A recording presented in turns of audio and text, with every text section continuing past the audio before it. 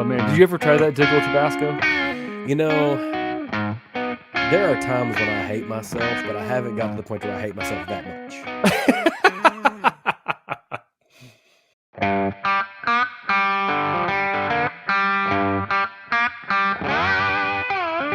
Welcome once again to Chill Filter, the podcast where we drink whiskey so you don't have to, but you probably should.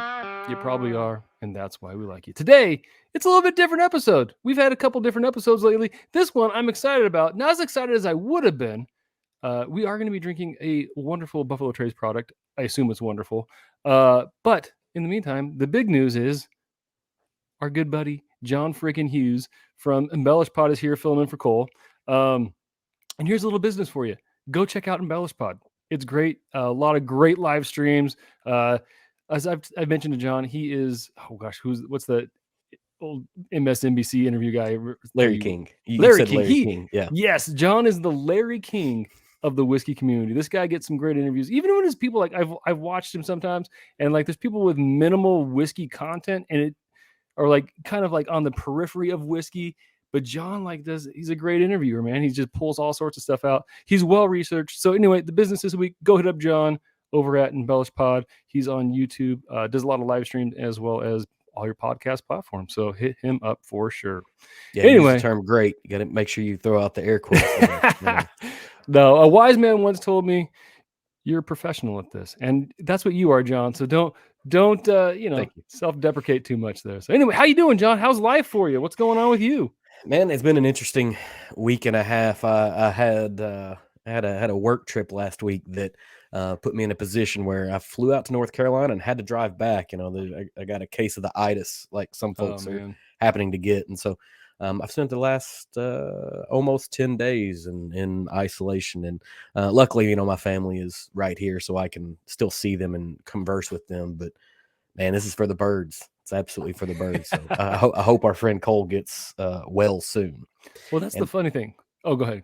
No, I was like I feel very intimidated to follow after last week's episode with Adam. Like that's that's chill filtered lore right there. It was getting to sneak in here this week. No, the crazy thing is, first of all, we made it about a minute and a half into the podcast, and we're already down with the sickness. It's already come up. Second of all, we've been wanting, like, you know, you and a couple of guys have been trying to get on this summer. Like, I would much rather have been like the trio here, you, Cole, and I. But you know what? We'll run. It's like he's dodging me. Like the two times I've been on, Cole hasn't been here, and I feel like he's ducking me. Like he will go to any length to not share a screen with me on y'all's. He'll come to my platform. He's not going to do it on your platform. Yeah, no, he's the guy that's like, I'll go to your parties and mess up your house, but you're not messing up mine. So exactly. It's a smart play. Yeah. So the funny thing, Cole, like, so he messaged me yesterday. He's like, well, I messaged him like on Monday, and I was like, hey, like, you're not feeling great. Do you want me to try to pull some strings and get someone else? He's like, I think I should be good. Yesterday, messaged me. He's like, oh man, I am not good. Like, he's tasting stuff, but he's like, every time he has whiskey, all it is burn. Like, it's just burn for the most part for him. So he's like, can you get somebody else to come in? I messaged John, and John's like, yeah, I got you. Not only am I going to show up, I'm going to do the history and kind of take that whole thing over. I'm like, dude, you do that because everyone knows my history sucks. It's the worst. And John is a well-researched man, so it should be good. So, well, luckily anyway, it was John, something I already had a little bit of back research on, so that was super helpful. Well, no surprise there. You're all over the place, man. So, yeah. So things are getting better. You said you're out of quarantine on Friday. Yep. So right? I don't know how the 10 days work. If it's like I got to run the full 10 days. If so, then it's like Friday night. If not, it's Friday morning. And I'm testing is going well. Everything's perfectly fine. But we're doing our dead level best to make sure that it stays with me. So and tomorrow is the day. Whether it's at the beginning of the day or the end of the day, I don't know. Well, how long has it been? You haven't had many symptoms though, so it's no, not really. Yeah, nothing felt like much more than a cold, and that's incredibly lucky, and part of that I can attribute to a lot of different things. But, I was able to make the drive. The day that I tested positive, I was able to make the, 10-ish hour drive home instead of trying to get on an airplane and fly back, that was the first thing. I was like, well, now I have to figure out how to get back to Kentucky from North Carolina without having a car present. So that was an adventure. Yeah, no, that's funny. It's like when we came back from Mexico, similar thing. We had to drive back 4 hours from Salt Lake, like our last leg of the flight, last leg of the trip. It was like, yeah. So I was looking at that drive specifically because at the end of next month, I'm supposed to be in Boise. Boise? Is it Boise or Boise? Boise. Boise. So I'm supposed to be in Boise. I don't say noisy. It's noisy. So I don't Right. care. But certain people in the area will say, if you say Boise, they'll really get after you. They'll correct you. I'm supposed to come there, and our connection is in Salt Lake City, but we only have like a 40-minute connection. And I don't, sometimes that's enough, sometimes it's not if you get delayed or whatever. So I was like, well, if push comes to shove, we can drive that. Is it a pretty drive? Like, is it? No, it's not pretty. No, it's not. There's no like mountains. There's nothing. So leaving Salt Lake, there's beautiful, like the mountains are huge, like they just boom, like it's like they're right there. Once you get out of, but the tricky thing is Salt Lake drivers are awful. Like you'll get cut off, like they'll get in front of you and slow down. Man, I drive in Tennessee. You can't watch the mountains. It can't be worse in Tennessee. I promise. So you can't. You got to be like, you have to have your eyes on the road. You're not going to get a look at mountains. And then once you get out of that, it's just high desert. You go through Post Falls and you get to see like this amazing, not Post Falls, Twin Falls, huge canyon that Evel Knievel jumped over. Nice. That's pretty cool. But other than that, it's just high desert, flat, arid. So, but it's not a bad drive. It's a different view than here, and so I might have to make that drive. We'll see what happens though. And I've got a coworker going with me, so we'll be out there. May have two. I don't know. It just depends on how our travel arrangements line up. So I may make them drive so that way I can look out the window and not have to worry about it. It is not bad. Once you get outside of Salt Lake, though, I think it's like the speed limit's 80 and you can go 85. Oh, nice. So it goes pretty quick. So nice. Yeah, but you will hit some if you hit high winds, watch out. So and it's about the time you'll be here is about the time like kids are going back to college. And so parents will like have a sedan with a U-Haul trailer on the back of it and end up on the side of the road because that wind will hit them and they jackknife. It's a good time. that could be interesting. Might make for an exciting trip at least. Dodging, flipping over U-Hauls. What are you drinking there? Did I see something green in the bottom of that glass? Yeah, you know what? I've been running around today. I took the girl so I have an old 85 Dodge Ram pickup that has no air. Well, it has air conditioning, but I'm sure there's so many mouse turds in there. I've never really taken the time to take care of that. And I had the twins with me. So we rode out to the dump early and dumped off a bunch of branches. So we were hot. And then came home and just like my wife's working. So I was doing like trying to like get everything done around the house and get after the kids. And like, you ever seen that Seinfeld where they takes a shower and it doesn't take? It's like the shower didn't take. That's where I'm at right now. So like drinking whiskey right off the bat did not sound particularly interesting to me or refreshing. So I was like, I'm going for a gin and tonic here. So just a little gin and tonic, got some limes, trying, I know you're sick. So I'm like trying to keep the scurvy away with a little bit of limes and all that. Yeah. Scurvy and rickets. You ought to be all right. You got your vitamins in there. You got some greenery. You got some gin, which they used to put quinine in that to try to help keep malaria down or something like that. No, that's the origin. I think I mentioned this on the podcast. Yeah, the origin is sailors were given rations of gin for their spirits, limes for scurvy and all that, and then well, actually, it wasn't sailors. It was when they were in North Africa, and then the tonic with the quinine for malaria. So yeah, my dad loves gin and tonic. I just can't. It's not a thing for me. I haven't found a gin yet that I'm like, that was delicious. Most of the time, I'm like, I just drank cologne. Have you ever had like Hendrix? Hendrix does a really good. It's like super floral. It's less juniper. Oh, yeah. So Hendrix I haven't. So let me put it on the list here because I'm not a never say never guy. I'm just it hasn't happened yet. So yeah, no, it's definitely an acquired taste. Like I remember in college, my good friends like that's all they drank. They drink gin and tonics because they were your friends in college drank gin and tonic. My friends drank cheap beer. What did you go to a private college? No, I went to the cheapest 4-year college institute in Washington. That was Eastern Washington University. No, so like in the fraternity, like it was just it was Busch Light, like all the way Busch Light and what is it? What's the 151? Bacardi 151, right? So that's what everybody was doing. These guys were fancy men. And they drank gin and tonics, and they're like, "Hey, Rob, come and sit and talk with us and have a gin and tonic." Like, wow, this is like Pine Sol, man. This is disgusting. But I've acquired the taste now. Like nothing is, I tell you one thing, like you don't get a hangover from gin and tonics because like there's so much the water or the lime. I don't know what it is, but like there's not a ton of sugar either, right? Like exactly, the amount of sugar that exists in whiskey or beer or just about anything that I love. It's just a hangover. Is what that is. It's just pure Exactly. hangover. Yeah. So you got to revert back to moonshine. Moonshine doesn't do it to you, apparently. It doesn't. I could. Well, It's not as bad. So good clean moonshine is supposed to be a lot like good clean vodka is. It's going to be significantly less of a hangover because it doesn't have the impurities which are supposed to bring that. But I mean, if you drink long enough, it doesn't matter. Like there's only so much abuse that you can you're put gonna on your dehydrate body. yourself enough to a certain point. Dehydrate anyway. yourself, your liver. You wake up, your liver slaps you in the face. Says, "Why'd you do that?" Like there's a lot of problems that come. But I wouldn't know anything about that because moonshine's illegal. So, excuse me. You're in Kentucky though. Yep. Western Kentucky, right? Mm-hmm. What university did you go to? Murray State. Murray State. Okay. So yep. Where? How That's close? that's the one that's in our town. Oh, okay. And so is that where you grew up too? I lived in Lexington for a handful of years, while Lexington, Kentucky, not Virginia, not Tennessee, not any other state. Mom was going to pharmacy school at University of Kentucky, and so we stayed up there for a while. But most of my life has been here. After I finished college, my wife, who moved here from another city, was like, "This is where I'm staying." I'm like, "Cool. I guess I'm staying here too." Can't get out. So who do you root for college basketball wise? That's it. Murray State, man. We're mid-major, which moved into the Missouri Valley Conference. Like we've got a legitimate team.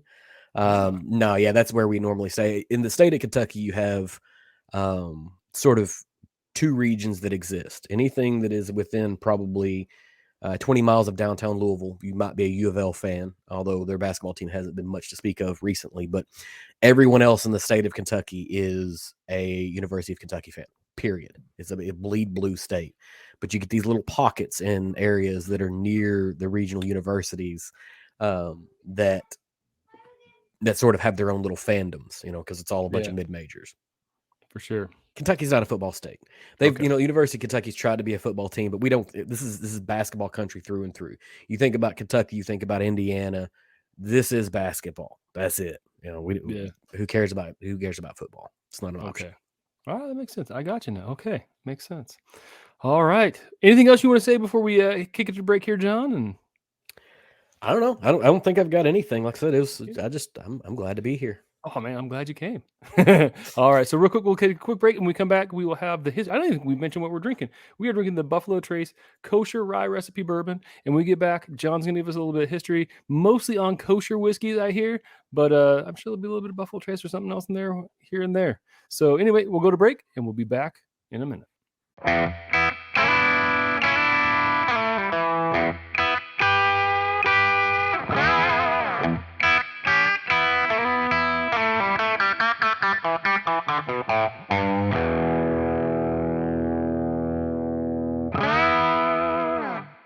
And we're back.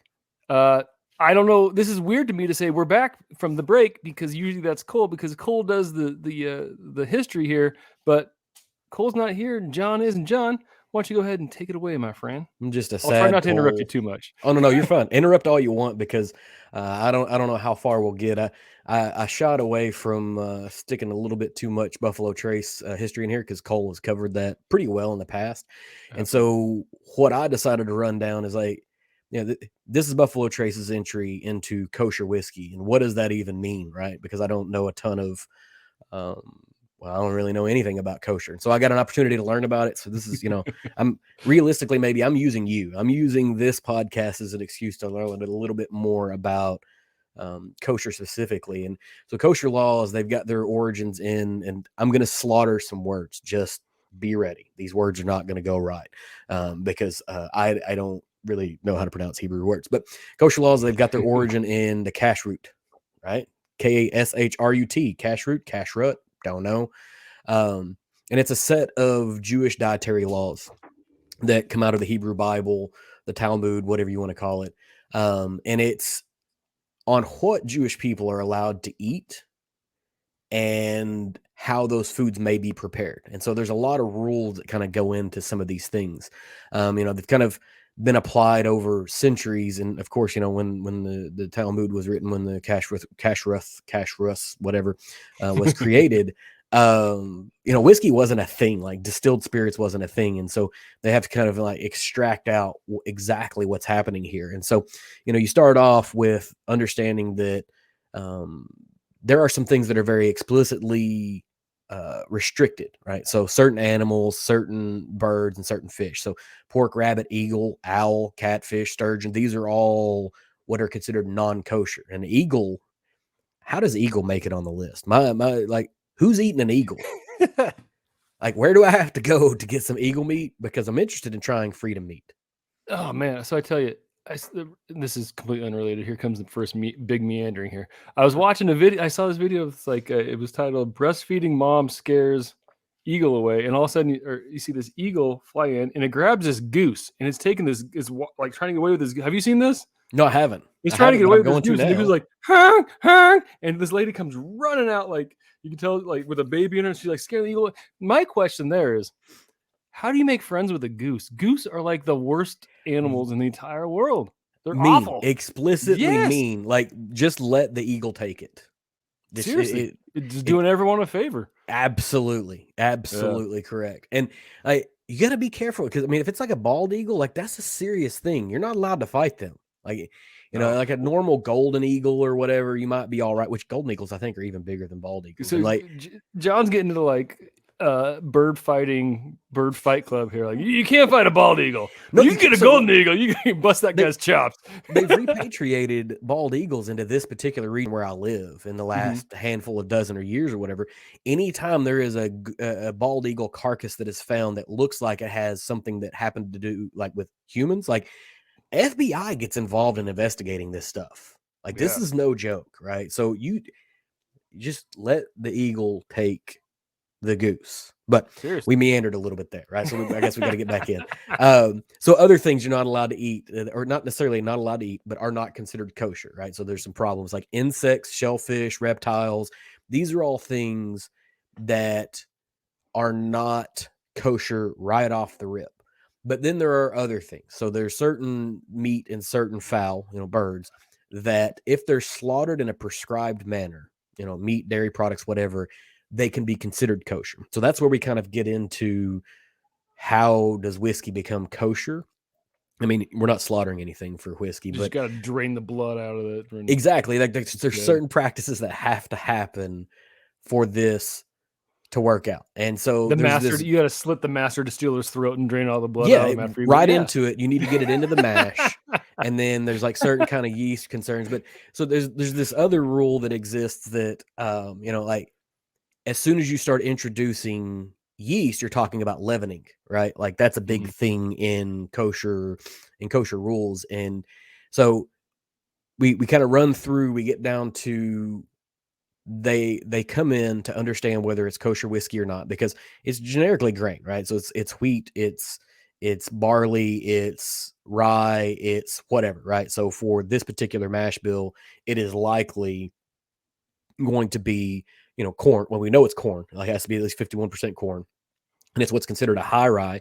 There's a lot of suspicion on what that is. So there's rye in here. And these are all things that inherently in and of themselves are considered kosher. But the process is what becomes a concern. Is there glycerin involved? Is there all of these other things? And so they regularly hire these groups to come in and certify an area of kosher. So it has to do with cleanliness of the facility, making sure certain things happen during the creation process. And then once it actually goes into the barrel, you run into this other situation, right? And so for kosher whiskey to exist, it has to pass ownership, because a Jewish person is not allowed to own anything with leavening agents during Passover. And all whiskey is going to be aged multiple years. So it's going to cross many, many Passovers, right? So they have to go out, and Buffalo Trace, this is what they've done. They go out and they find a non-Jewish employee to pass ownership of these barrels to hold on to for 8 years, because the yeast that is a part of the mashing process puts it in a consideration of being leavened, right? And so they have all this cleaning process that goes into play, and being able to make sure that the only thing that is passed through the distillation, bottling, all of these things is just that particular liquid, right? Like that's all that's there. But the ownership has to be handled in a very specific way as well. And so, the first time I ever came across this, I was like, this seems sort of gimmicky, right? Like what is actually happening here? It's sort of like labeling. Some people will label their whiskey gluten-free.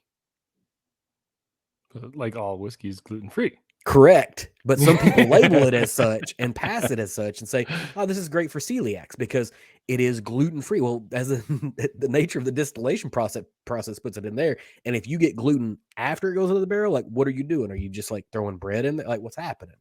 So, my immediate thought process was that, no, there's like this huge process that went into the creation of Buffalo Trace's kosher whiskey to get it here. Right. And so, whenever they began this process, and obviously they began this process, 10-ish years ago at this point, because they're talking about these barrels are over 8 years old. And so that's, kind of number one for any whiskey fan. I think you want to understand most Buffalo Trace is probably 5 to 7 years old. So you're automatically getting something that's a little older. So you want to search this out or whatever.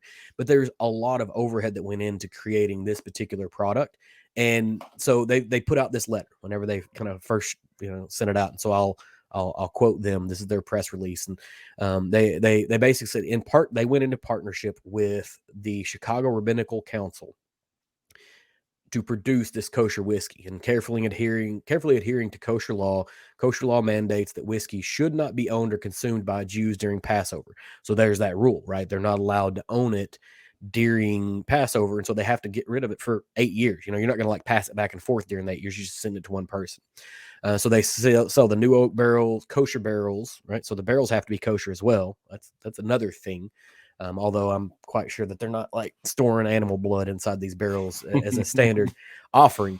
But they pass all of this to a non-Jewish executive within Buffalo Trace Distillery. So that would imply that there's a significant quantity of potentially Jewish executives with the Buffalo Trace Distillery. So there's an interesting little aside that exists there. But once it reaches it, bottling lines are cleared out. They pass this through and they bring in, and this is the one that I want you to pay attention to here, right? They bring in a specific person to be a part of inspecting that the cleaning of the lines for the bottling process is considered kosher. And they brought in a guy named Rabbi Sholem Fishbane. That last name is just Fishbane. Perfect.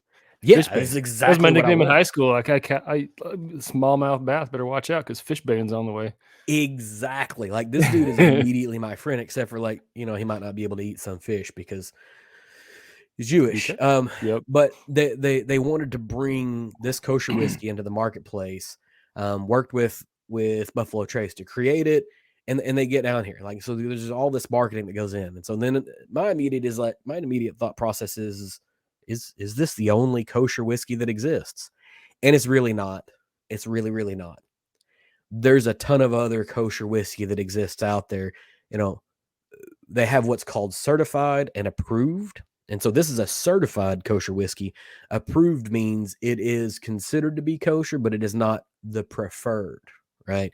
And so this particular Buffalo Trace offering is one of the certified ones, but also almost everything that Jim Beam does is certified kosher. The apple, honey, Kentucky Fire, maple, orange, peach, red stag, black cherry, all of it, vanilla, all of it. But then there's some smaller distilleries like Journeyman and Koval that are doing the same thing, Laws, and a couple of others. But then when you get into the approved section, you start capturing up Baker's and Basil Hayden's and a bunch of other Jim Beam brands. Maker's Make comes into play, and Wild Turkey. So is it a marketing gimmick? Maybe, but it is a clear certification that is a real thing, right? A human being is a huge part of this, and it's creating something that, especially during when people are trying to keep kosher as part of their religious beliefs, they can pick this off the shelf anytime. Now, the other problem is that they can't pick this off the shelf anytime. Like, how often have you seen Buffalo Trace's kosher whiskey, whether it's the rye recipe, the wheated recipe, or the rye itself on a shelf? I have not, and that's why I'm so excited to try it now. Like when Cole sent me the samples, I was like, "Giddy up! This is great!" Right. Yeah. And I cheated a little bit, right? And so I entry buzzed with Eagle Rare because there's this suspicion of is it mash bill 1 or is it mash bill 2? Because there's no indication that they created a brand new mash bill for this kosher rye recipe. And I said, I want to try the Eagle Rare before I come into it, because while I still can't taste really, really well, I can at least understand, is it similar in flavor profile? That's where I can kind You of don't spot the difference. Exactly. So do you have? Go ahead. Oh, go ahead. Go ahead. You got it. No, I was like, and my immediate reaction is not the same. So it's not an Eagle Rare flavor profile, but. And you have a bottle of this, right? I do. I have a bottle. Yeah, I have this and the weeded recipe. So are you gonna do the cork pop for us here? Hold on. Ooh, nice and tight. Yep. And then good. Then I immediately punched my microphone right afterwards. So hopefully, sounds bad. And I didn't come over too bad. So speaking of your microphone, what do you got on the microphone there? What is that?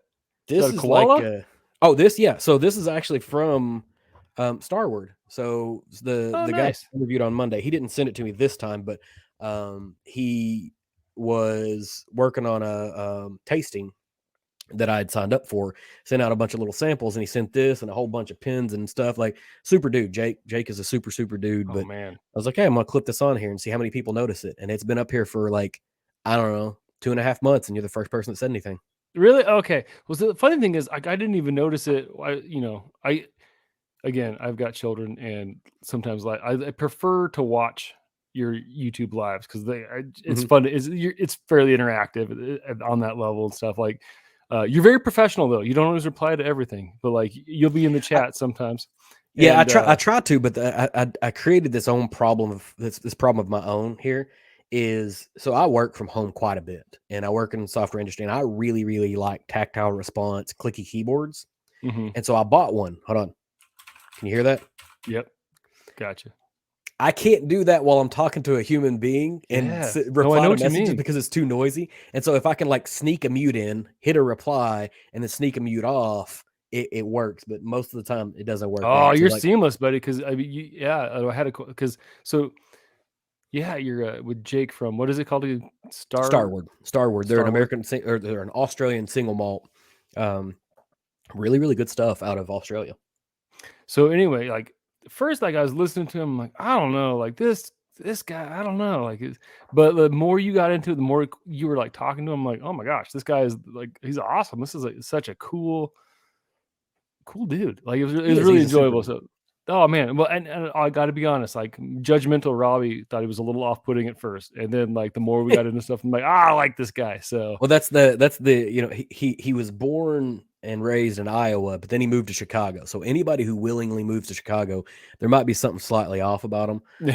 But I've interacted with him enough times that he's got a podcast too. It's Key in the Lake podcast, which is really, really good podcast, especially from an insider, because he was a brand ambassador for Starward. I don't know what his role is now, but like all things creative. And so he'll talk from an industry insider's perspective on a regular basis. And we're going down another rabbit hole, and you're supposed to be talking about. We are. All right, I'm going to give you a little sniff here. So it's definitely got some rye spice to it. Not a lot. I get fairly minty. Mildly sweet, like a brown sugar almost. So on my end, and mine are reluctant to be trusted on nosing notes for me. I get some red berry, some slight spice for sure. And the oak is more pronounced, but everything that I smell that is whiskey, the oak is more pronounced right now. Oh man. Palate wise, pretty oaky. Like it's not I don't think it's over oaked. I think Cole might actually like this because it's not, but the oak is prominent. Cherries, I get a lot of cherry, and golly, it's got a nice mouthfeel too. It's nice. It's not like super viscous. It's not super light. It's good. I don't know. I like it so far. Yeah, if this is in fact 8 years old, this is kind of in that sweet spot. I really like stuff that's right around 10, and this feels that way. Of course, like I said, I don't know how much can be trusted, but one of the things that I do get whenever I actually taste this, I get a little like green grape, green apple-y, almost tartness that exists. Okay, I can see that. I will say one mouthfeel wise, I get close, and I can't remember. Cole would know because he remembers everything. Every time anyone drinks any whiskey, he'll remember it. Right. The first time he came out here and he brought a bunch of samples, like I really was like, this is like I became a neat drinker. I think I want to say it was a Blanton's straight from the barrel, or it was a Blanton's Gold that he brought out. But I got a nice like buttery mouthfeel, and this isn't there, but it's almost got like a buttery, oily kind of it starts in that direction, which I like. I don't know. I like this. This is good. Yeah. I'm with you. I mean, it's one that I've had this for a little while, and it's not the first thing that I go to pull, but I don't know. It's Buffalo Trace, man. Like, there's nothing that they've made that I've been like, that was trash. You know, like it's always a solid go-to for anything, at least in my experience. I'm just waiting for the Buffalo Trace like peanut butter or pickle whiskey. Like they got once they get into that gimmick, they're like, this might suck. You know, that you make a good point. They have not gone that route. They haven't done. I mean, their gimmicky is like Tornado Survivor or Warehouse C or 18-year marriage, right? Or Grain of the Gods. You know, that's how they do their gimmicks. And like that being said, like that's a great gimmick. Like that's a great gimmick to hang your hat on. Like it's not pickle whiskey, or Tabasco. Oh man, did you ever try that Tickle Tabasco? You know, there are times when I hate myself, but I haven't got to the point where I hate myself that much. I've never even seen it, but I'm like, if I see it, I will definitely try it. But yeah, it is a thing that I will eventually try. But there's so many other things. Like if I'm somewhere and they're like, oh, we got Dickel, I'm like, we got Dickel Tabasco. I'm like, do you have anything else? I would rather try those other things. It might make a great cocktail. Same with the pickle whiskey. Same with the peanut butter whiskey. They might be a great cocktail. But have you ever tried the Screwball?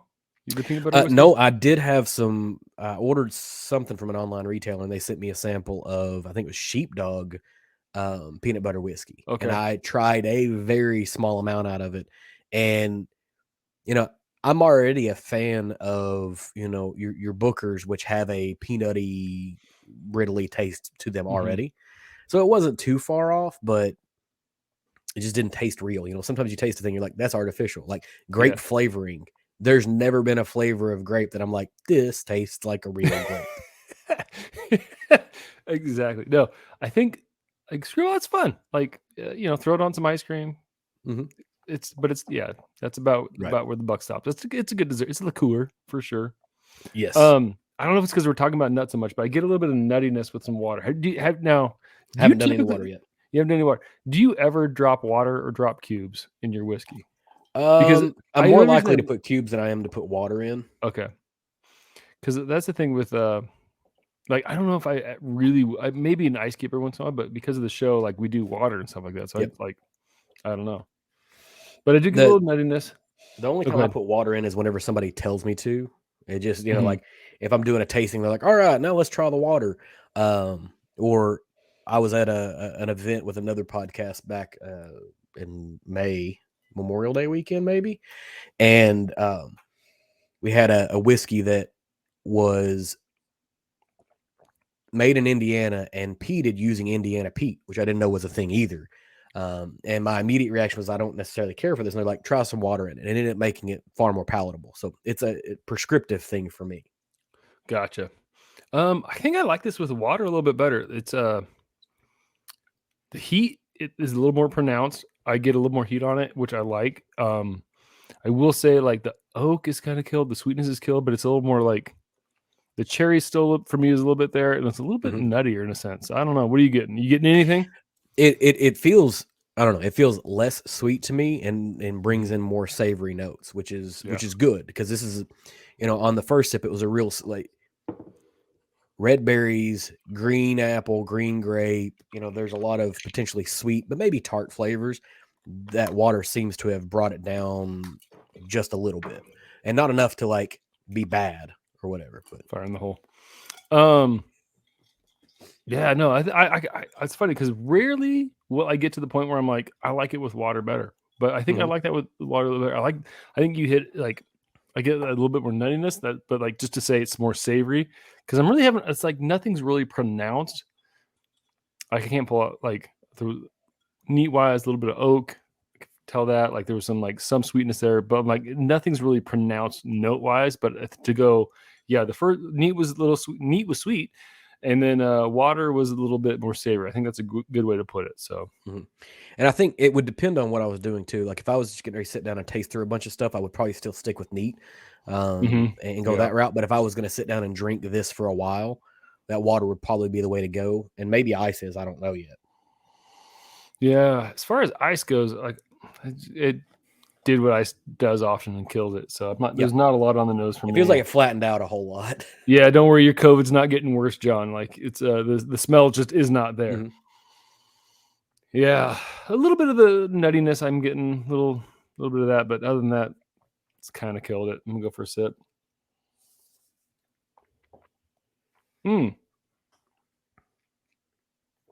I will say, all three phases, mouth feels awesome. Mhm. Like this got colder. Hey, imagine that.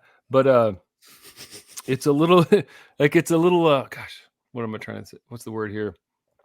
When something is when you crave water and hydration, the word is oh my gosh. Thirsty? Oh, I'm thirsty. Parched?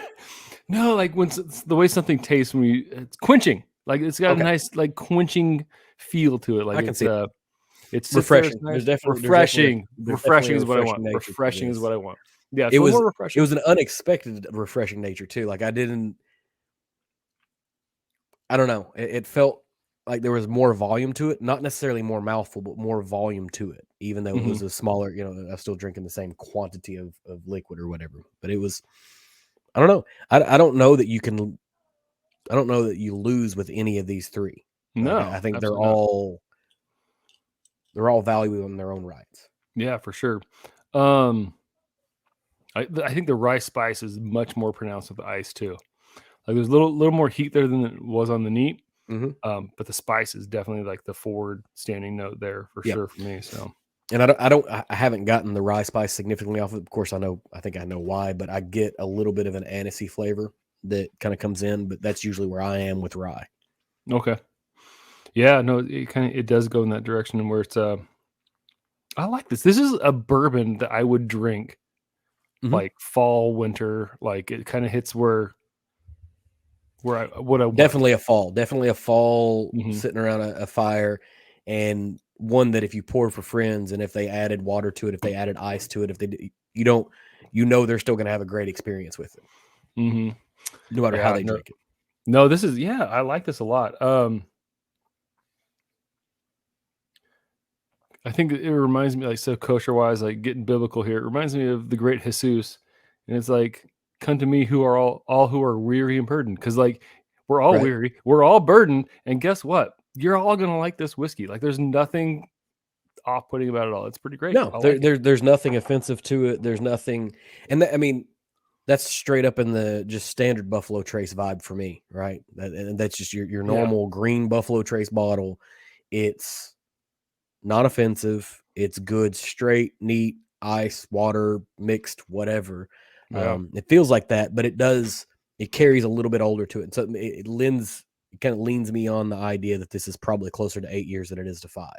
So let me ask you this: would you prefer, like, if you like, let's just say both bottles, same price, both Mhm. available whenever? Actually, I don't know. Is Buffalo Trace pretty much available whenever to you on the Buffalo shelf? Trace, right now, Buffalo Trace is like a year and a half ago, it wasn't, but it is right now. Yeah, the same here. It's like I get it probably every third. It's on the shelf every third, fourth trip, every Yep. third, fourth week. Not trip because there's multiple trips on multiple on single days. Um, but okay, so if there was this and just like your standard Buffalo Trace, same price, same availability, which one would you pick up? Which would you prefer? I would be. This is where I would be. Is I would both because they're both going to be at a reasonable price point. But I would be quicker to if this bottle was getting low because I don't keep duplicates of anything. If this bottle was getting low, I would run out to get another one of that to make sure that it doesn't go away, as opposed to a standard Buffalo Trace bottle. Okay, Buffalo Trace, it's going to be like neck and neck for me, but I'm more likely to replace this than I am to that whenever it is just a low bottle warning for me. gotcha. Yeah, no, I try to keep duplicates. Like it's hard. Mhm. Like right, yeah, like especially stuff that's like I'll get a Blanton's maybe every once a year. I'll find a Blanton's, and so like Right. I definitely don't kill a bottle of that until I have the next one because you just never know, right? Right. Same. It used to be the same way with my stags. Like I used to have a stag junior every year, but now I can't get. I haven't gotten my new one Are this you year to still kill. able to do that? You know? No, like it used like well, this thing is like our area has grown so much, and like I assume and I hope that maybe next year our like we kind of catch up to where our growth has been in the valley, and I can get back to where I get one a year. Mhm. But yeah, no, I try to keep duplicates because Right. why not? All right, I got a rating. You got a rating in mind? I think so, yeah. Okay. Why don't you go and go first? You can go first. I'm gonna put this right. It's tough because I want to go over 8 on it, but I don't think it's worth over an 8. So Mhm. I'm right at that like 7, 8, 5, 7, 9 range for me, which is a good bottle, right? Like that's there's Mhm. no shame on it, but it's not the like, let me hop in the car. They got a bottle at the store. I'm gonna race to town to find one. Gotcha. Did you mention the price of the bottle by chance? I didn't, and yeah. So I You didn't didn't do that. off the That top of your was head? terrible of me. Well, no, and that's the thing is like So I didn't even think of it till you mentioned that. So MSRP on it is around 40 or $45. So it's oh, slightly okay, more than a bottle of Buffalo Trace. Now, okay, you're not going to find it at MSRP. Like realistically, I think you're going to be in the 60s or 70s for sure if I had to guess. But hmm it's been a yeah. year and a half since I bought this bottle. So I'm gonna go. I am gonna go above 8. I'm gonna go 8.4. I Okay. like the fact that while there's nothing that's really like pronounced, nothing's really like you know you can be like some people like you like cherry or you like vanilla in your whiskeys. Like here's your vanilla bomb, here's your cherry bomb kind of a thing. Mhm. This nothing super like stands out flavor wise, but iced water neat. Like I can't really tell which one would be my favorite pour. Like if I had a It's bottle of this on the shelf, I don't know what I would pour. I could pour either depending on how whatever. Like I don't know. Like it's hard to it's find a whiskey that hits all 3 and still does well. exactly, and it's like Yeah. in That there. I could be persuaded to come above 8 for that reason explicitly. Yeah, no, and I think I wish someday let's cross our fingers and hope and pray that like Buffalo Trace gets bought out by some old Jewish guy who's like we're doing everything kosher and it's going to be this exact because this is like I would say this is superior to standard Buffalo Trace. Mhm. That being said, standard's great. This is Yeah. like it's I would say a couple points better. Like so I Yeah. like it. It's good stuff. It is fantastic. All right, man. Well, let's go ahead. Let's take a quick little break here. When we come back, we will get into one of our favorite segments, a whiskey world news.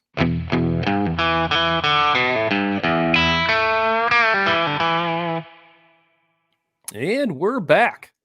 It's time for Whiskey World News, part of the show where we read an article, we talk about it. We didn't write it, we just read it, then we talk about it. And this one comes from the Rob Report with an extra B. It's not mine. I didn't write it, right? It's got an extra B on the Rob. And it's titled and written by Jonah Flicker, and it's number 7, no more. Jack Daniel's former master distiller has started his own spirits brand. And John's nodding his head because John's probably already up on this. He already knows this. So he's preloaded with some thoughts here for sure. In 2020, Jeff Arnett, master distiller for Jack Daniel's, announced that he was leaving the whiskey giant after 12 years. At the time, it was unclear exactly why he was moving on, but a year later, it was revealed that he and a few partners were starting a new venture called Company Distilling. In early July, the New Townsend, Tennessee. Oh, look, see, John got up and ran right away. Look at that bottle. In early July, the New Townsend, Tennessee location opened its doors. So, what exactly can we expect to see from Arnett's new project? The flagship whiskey was obviously made somewhere else, given the company is just getting up and running. And while there may be a Tennessee whiskey from the distillery in the future, it must be filtered through charcoal barreling before, aka the Lincoln County process, which you guys listened to Cole already, so you know what that is. You expected that line. This is a straight bourbon that's finished with maple wood, referring to staves submerged in liquid rather than a barrel finish. It's a wheated bourbon, meaning that wheat is a predominant flavoring grain instead of rye. You guys know that. And it's bottled at 90 proof. If Maplewood sounds familiar to Jack Daniel's fans, Arnett used this type of barrel to finish number 27 Gold, a higher end whiskey from the distillery. But as he told Bourbon and Banter, those barrels are very leaky. That was my nickname in high school, Leaky Barrel, which is why he switched to stave finishing for his new bourbon. The liquid was sourced from 3 states and distilled in both column and pot stills in undisclosed locations. So that's what I got. You obviously already have a bottle. Mhm. John, any thoughts about that? So there's been a few things because I've followed this since he started posting stuff on Instagram. Like it was a big deal that he was leaving Jack Daniels and that he was kind of starting his own thing. The first is he selected Townsend, Tennessee. Right, so that was the first thing that I was like, I see the direction he's going, and that doesn't mean anything to you, being Means all the way nothing to out me. in Boise, Idaho. Nothing. There you go.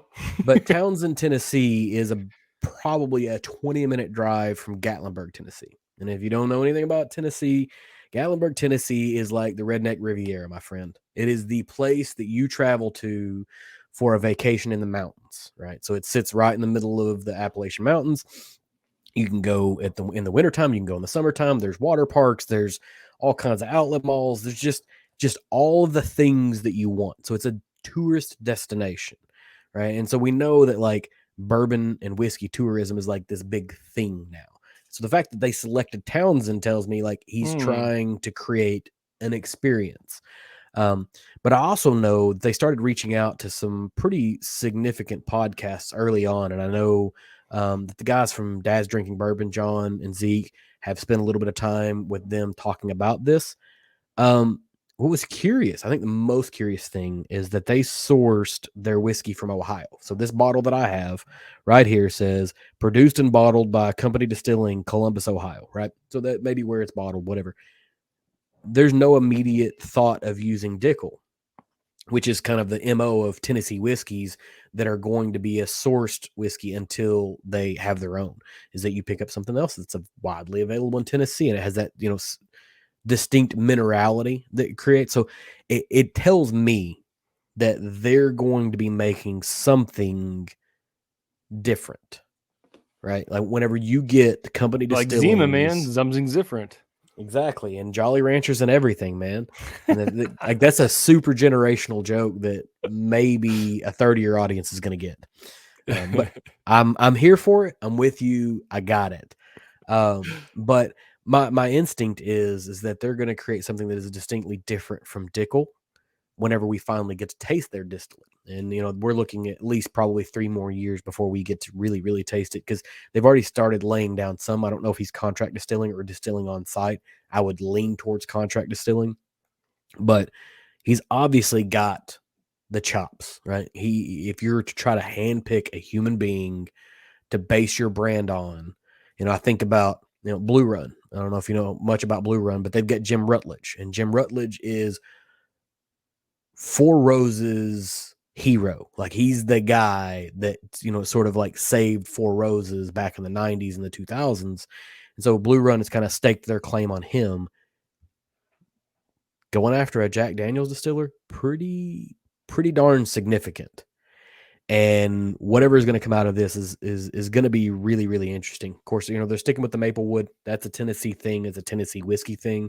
And then the kind of the best part of it here is like it says straight bourbon on it, even though it's a Tennessee style whiskey. So like that discussion of, is Jack Daniels a bourbon? If it wants to be, it is. Right? Like there's no reason it can't be. But no, I've known about this for a little while. Super excited about it. I read that exact same article earlier today. You guys must be on the same lane report for whiskey news that I get at the same time. Probably, yeah. But yeah, I'm excited about this. I'm excited about what company is doing. I'm excited about sort of their ethos and what they have going on. This bottle is great, but I care less about what's in this bottle than what's going to come. Gotcha. My only thought is, unlike P. Diddy, mo money, mo problems, mo whiskey, less problems. Because, well, unless it's Taxes. You're drinking it. Well, no, unless you're drinking it. The mo whiskey you drink, there might be mo problems. That being said, more people making whiskey, I'm in for it. Right? Absolutely. Like more people that care about making whiskey, because there's a ton of people that don't care about making whiskey. They are mo problems. But mo people who care about actually making whiskey, I'm here for it, man. Let's grow the segment as much as it can grow. Well, that's the thing is, like, my wife and I took the kids out the other day and went to a restaurant here that distills called Bardonnay, and they mostly distill. They do a lot of rum, a lot of really actually pretty good rum. vodka and then do like some like variations, like a ginger rum, a ginger, like this, that, and the other kind of thing. Well, like just came out this year with a bonded rye whiskey, which I didn't even know there was a place. I got this thing is like, I got to go back and like talk to see like their master distiller. Like, where did you even find a bonding place in Idaho? Like, I assume in Kentucky and on the East Coast there, like there's bonding places all over the place. Like you probably know like 8 or 9 people who work at a bonding facility. I don't, but that's the thing is like, I'm like, yeah, cool. Like, great. Like, and it was not a great rye whiskey, but it was a whiskey. And I was happy to be like, you know what? Like if I want to get a local whiskey that's bonded, like that's the first I've ever seen here in Idaho. It wasn't great, but was it good? It was good. It was good. So that's where you got to start. It's very hard to hit the ground at great making your own. It's very tough because like it's alchemy. Like it is the perfect blend of science and art where you take something and you put it in a barrel and you hope that it comes out the other end better than what it went in. And maybe it doesn't, but if it's good, you've hit a mark and you'll eventually get to great. But if it's bad when it comes out of barrel, the odds of getting to good are pretty slim. So you're in a great place, right? Like they're making rye whiskey, they're making good rye whiskey that will eventually probably be great. That's like selling somebody on a high fiber diet. Like it's not going to feel great going in, but you're hoping it comes out better, right? Like, right, you're going to get to a better place. You're going to feel better about yourself after it's all said and done. But the process may not be it. You know, you may feel some growing pains. You might get a little growly in the belly. Exactly, but it's all right. It'll feel better in the end. There you go. All right. So moving along here, John and I have had so many conversations and I've had to run off and chase kids. I don't know where we're at as far as this episode.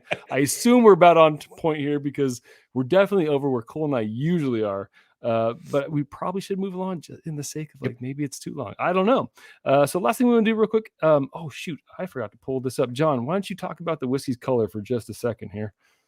The whiskey's color? Yeah, the one we just any whiskey. Just talk about a whiskey's color. When I pull up the, it has the color of the. I don't know if you've seen the first Jurassic Park, but when the man holds up the staff with the mosquito in it that has that amber on the end of it, oh yeah, it has the color of the amber in Jurassic Park that is holding the mosquito that they're going to recreate dinosaurs from in a really ill-advised attempt. Perfect. That was great timing. All right. So last 2 weeks ago, Cole and I asked the question, essentially, what is your sophomore squad whiskey? It's not your varsity. It's not your JV.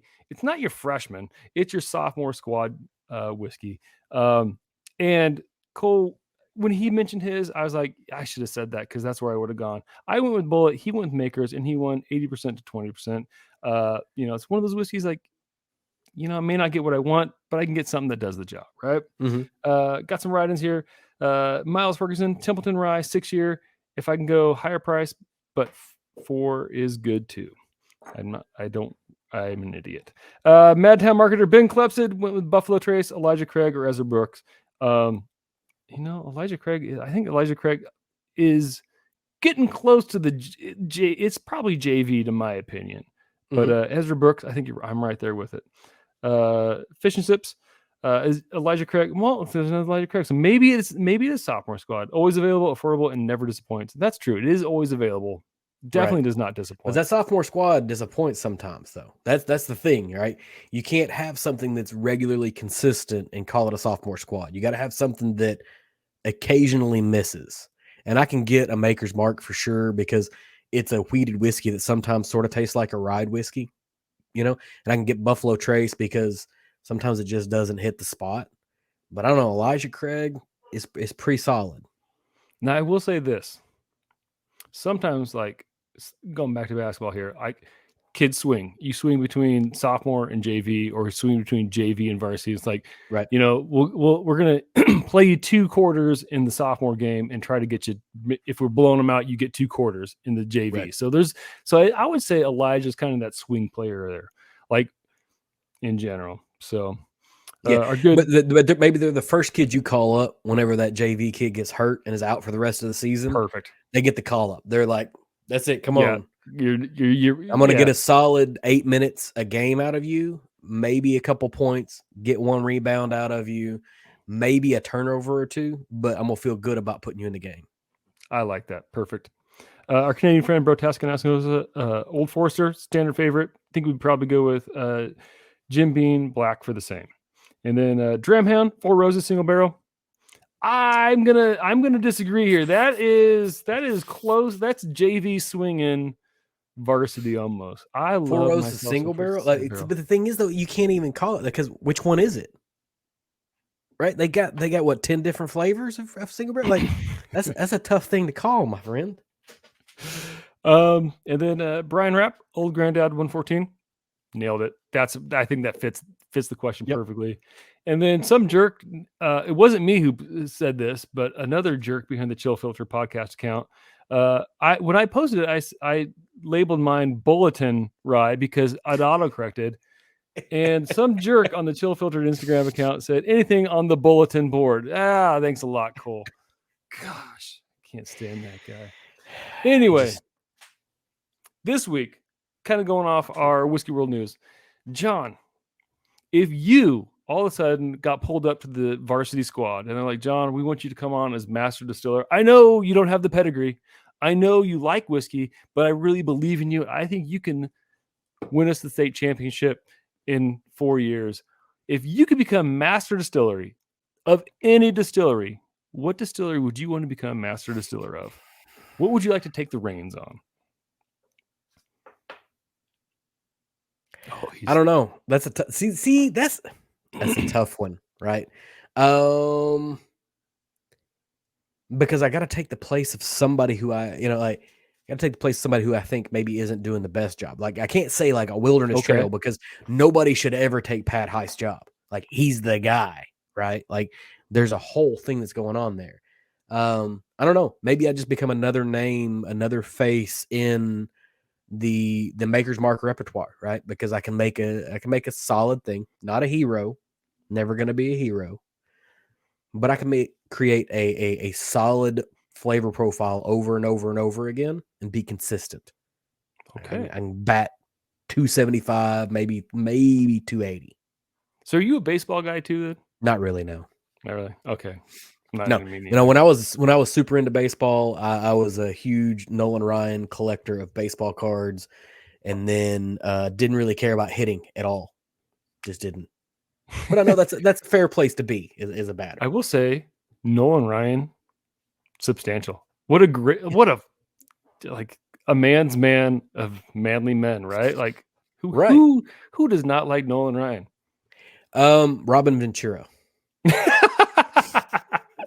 You say if I could, I put you in a headlock right now if we were in studio together.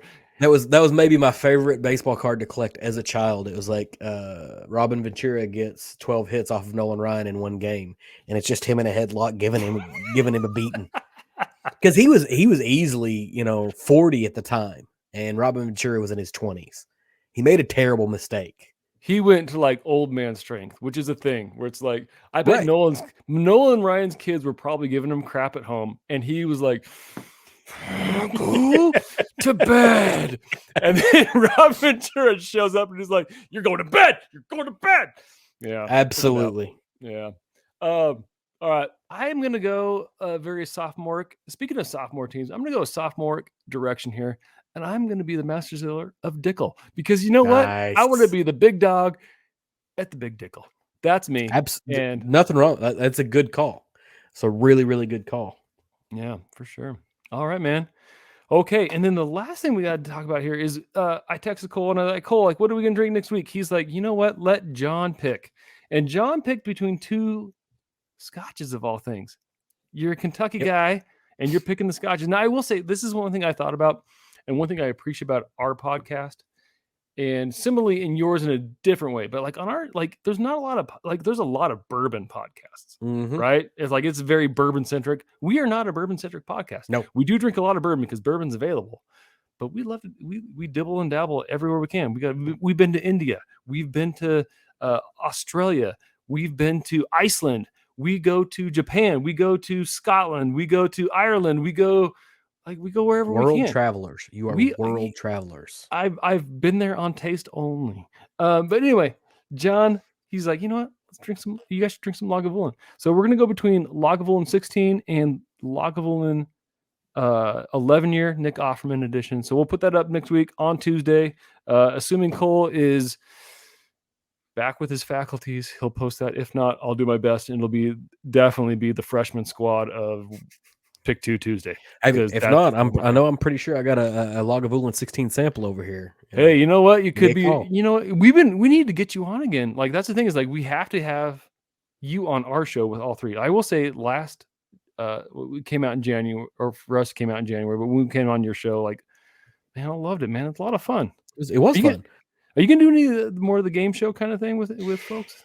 That's the plan. That was fun. That is absolutely the plan. But you know, I talked about this a little bit earlier when we were off camera. Every time I reach out to a person, I'm like, "Hey, you want to come on my podcast and talk about whiskey or whatever?" And they're like, "Yeah." And so I never get to the point to like it sounds like a real humble brag, kind of being a jerk or whatever. But like, I never get back to let's just bring some folks on and drink some whiskey, right? Like, I don't get back to those things, because then, you know, people are like, "Yeah, let's do it," you know, or whatever. I'm waiting for people to say no to me. Well, golly. You've got a different problem than us then, because we've reached out to a couple of folks, and maybe I'm also not swinging high enough. You know, like that's the other part, is that, you know, there's been a couple that have said no to me, but I also expected a no. You know, like when you reach out to like the guy, like, yeah, it's not gonna happen. Yeah, well, The Rock is not interested in coming on Chill Filtered. Neither is Gwen Stefani. But maybe you can get Kevin Hart. Have you seen much of their like press release stuff going around lately? Like, I watched the tortilla challenge today of The Rock and Kevin Hart, where they're doing their tour on Super Pets. There was a Super Pets. You gonna go see it? You got the kids. You can come out of quarantine. You can go see it. Yeah. That's funny. The girls went to their. I might go without my kids. I don't know. You can do that, but we took the girls to see the Minion movie couple weeks ago for the first time ever in a movie theater, and we drive by it frequently because it's on the theater. And like, the theater, the movie, we're gonna go to the movie theater. So I'm like, we gotta go. We're gonna go see Super Pets. So I'm excited for that. But you know, their press stuff has been hilarious. Like, there's so the lady's like, "You recently bought your mom a house, The Rock," and Kevin Hart's like, "About time." And he's like, "No." Like, anyway, it's pretty good. Their stuff is great. They're Kevin always Hart and him good. have a great dynamic, for sure. Anyway, all right, folks. So we'll put that on Two Pick Tuesday. And other than that, I think and John, anything else you want to say to the Chill Filtered audience before we start hoping away? No, other than just sheer apologies that I can't deliver quite like Cole does. You know, he's the king here, and I'm just a simple jester in the court. Oh man, no, I am the jester. So I mentioned to John at one point, like when Cole moved East Coast, I was like, maybe we got to bring a third person in to make this recordable and doable. And then I thought, like, if we bring John on, like, I am the stupidest person in the room by far. Not quite. I don't think that's true. And here's the thing. So we can rewind the clock. We can go back to January, and you can watch the episode that you guys joined me where y'all tasted, and y'all's notes were virtually identical. Right. So you don't get to play I'm the dumbest guy in the room whenever you're going toe to toe with the king. Right. You may be the king's slayer here. I'll take it. And you know what? All right. Anyway, John, thank you so much for coming on. I hope we really get a chance to get you on with all three of us in the near future, for sure. Yeah, that would be. Quit ducking me, Cole. Like, you're getting sick just to duck me. That's a whole thing. But most of all, listeners, I hope our love of spirits lifted yours.